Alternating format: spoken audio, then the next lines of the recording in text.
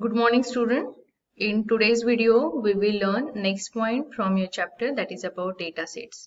So data set, it is one of the concept in ADO.NET which is used to hold the data, and it follows the disconnected architecture. We have seen in ADO.NET there are the two types of architecture. One is a connected architecture, second it is a disconnected architecture. Connected architecture means your database, your data source is connected, and then you are retrieving a data, you are executing, you are doing operation on the data. So there will be the live connection always, and then you will perform the operations on the database. The second way is that there will be a disconnected architecture. First you will make a connection, you will take a data which you want to perform the operation, then close the connection, and after that you will execute the queries which are required to be performed on that particular tables or a single table. Now to store that data temporarily, we require some form, and that is a data set. So with this data set, you can store data temporarily, and we will perform the query operation on this data. This data set contains data table collection and the data relation collection, and it is used along with the data adapter class. We'll see in the program how exactly it works. So it is a better than data reader because data reader requires a live connection. So it is a connection oriented, and here without a connection, once we make a connection, close that connection, and we can store that data into the data set. Now let's see this diagram. You can see data set.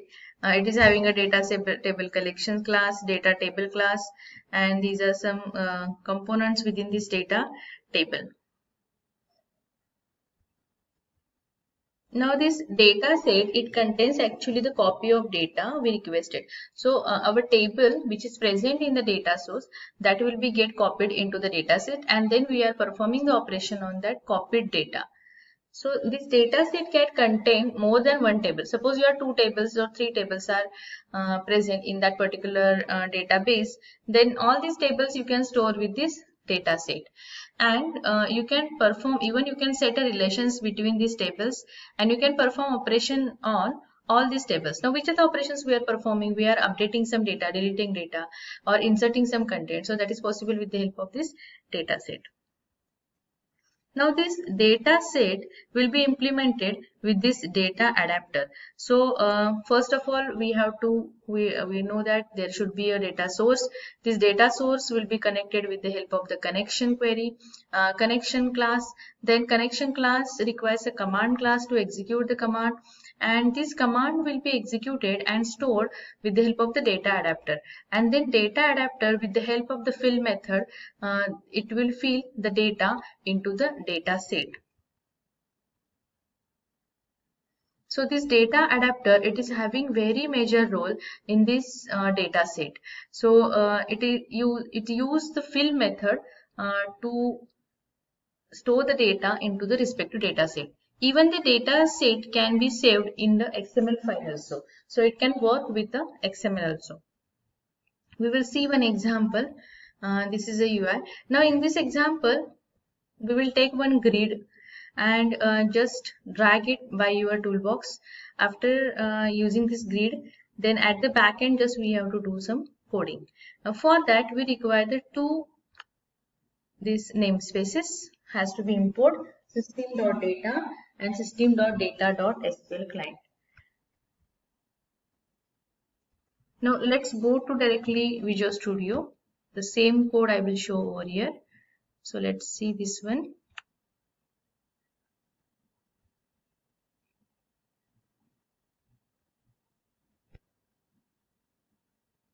Here for let's go to the program. Program is about data set. Program data set. Okay, so here what I have done in this design view, just go to the toolbox, and from toolbox find out the grid. So you will get a grid, and this drag this grid over here. Only do this thing and no any changes in the properties. Then go to C# code. In this C# code, Now, just I told you that we have to import two packages, one system.data and another one system.data.sql client. Now you know about this package, system.data.sql client. It is used for making the connection. For SQL classes, connection classes, we require this SQL client. And the system.data, it is required for data set. Otherwise, data set class cannot be included within this web form. Now the first thing that first of all we have to make a connection in any cases, whether it is a data set or whether it is a data reader or anything. So first of all make a SQL connection class, its object con is equal to new SQL connection, and after that we have to write down in the parameter as data source, then attach file name, or here you can specify initial catalog, that is a database. That is our database is a database 1.mdf along with full path, and integrated security is equal to true as we are using which authentication? Windows authentication. If we are using SQL authentication, then integrated security will be false and we have to supply username and the password. So you know that from where you will get this data. You know that in the connections, or go to the data connection, your database, and then go to the properties. Again I am repeating this one. See data connections, go to the server explorer. In that you will find out different servers. Then go to this connection. Here in connection go to the properties, and from properties you will get the connection string. So copy this connection string within this parameter. So at the rate and in double inverted comma write down this one. After making connection, these other code should be written in a try catch block. Why? To handle the exception. Now in try con.open, this will open a connection. After opening connection, we have to create a data set. Now take a data set class, data set ds is equal to new data set. Which class which namespace we have to import? We have to import system using system.data. Listen again, for data set class we need to import system.data, and then it will add this class data set. So after that create one object, ds is equal to new data set. Now see, the next point is very important one. So look at this one, this line, SQL data adapter. Create its object adapter is equal to new SQL data adapter. Now a data adapter we have seen in the theory part. Now SQL, because we are making connection with SQL. If it is a Oracle, then it would be like Oracle adapter data adapter. So here SQL data adapter is its object adapter is equal to new SQL data adapter. In that the first parameter you have to specify that your query, and second parameter connection. So simply you can write over here query. Other way that you can take a string and assign this string with this query and write down here string. So there are two ways that you can make a string and then assign this string. Otherwise, next way that simply write down just like this one, write down the query itself, but it should be in a double quote. So after that comma and con. Con means what? Con is your connection object. So this query will be executed with this SQL data adapter. It will store that data from the student table. Now the next one, just we have discussed that we have to use a fill method to write down the content of this table into data set. So adapter.fill, in bracket the first parameter it is your data set object, that is a ds, and the second parameter that will be the name of that particular table, so student. So after that we have to bind this data source that is in the form of, which is in the form of the ds, stored in a ds data set, to the grid view to display for the users. So we will understand that whether it is stored into the DS dataset or not. So for that, take your grid view. Now in my case, grid view is a grid view 1. dot data source is equal to ds. Assign it one and then bind it. Grid view 1 dot data bind. It will be get binded. Now here this code should be written in this statement because we have to check whether at least there is a single row present in that table or not. If it is having some content, then this if part will get executed. Otherwise the else part will get executed. Suppose a table having nothing, then we should not execute this part and we should skip it, and else part must get executed.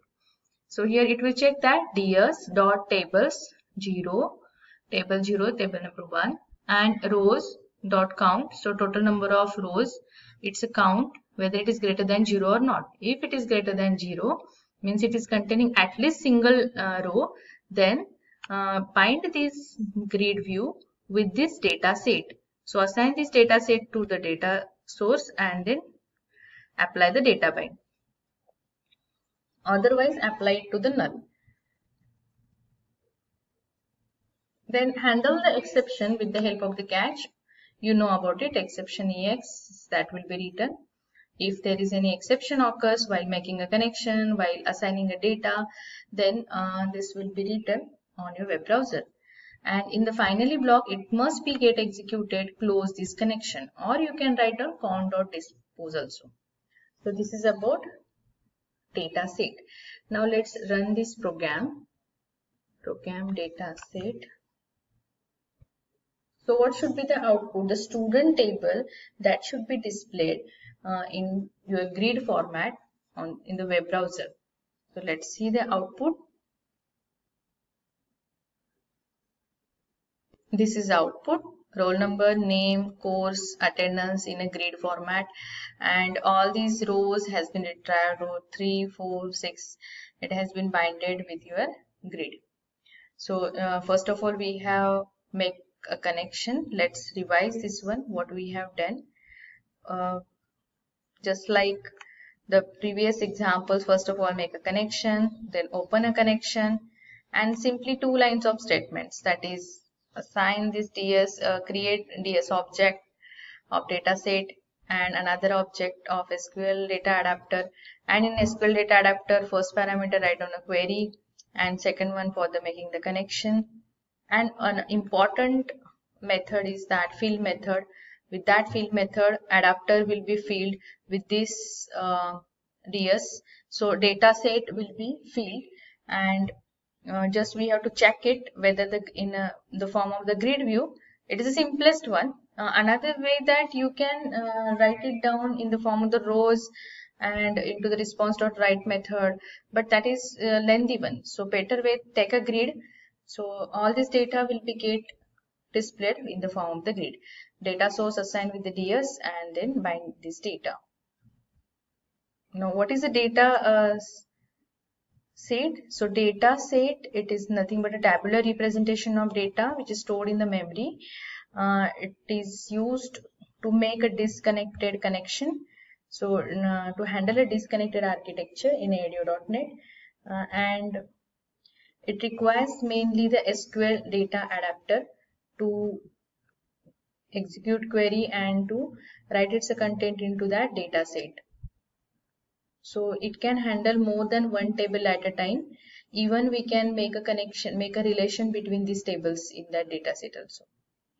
So once you copy the data into the data set, we can perform the operations on that data set, and later on again we can save this data into your database, data source. So just remember that it supports which type of architecture? It supports this disconnected architecture, and it is nothing but having a tabular representation of the data. So that's why there is one method as in a tables method you have seen. So with these tables, more than one table you can store. Even it is having the properties as in a rows and the columns properties are there. So this is about the data set. In next video we are going to learn about the data reader. Now we will stop here. Thank you.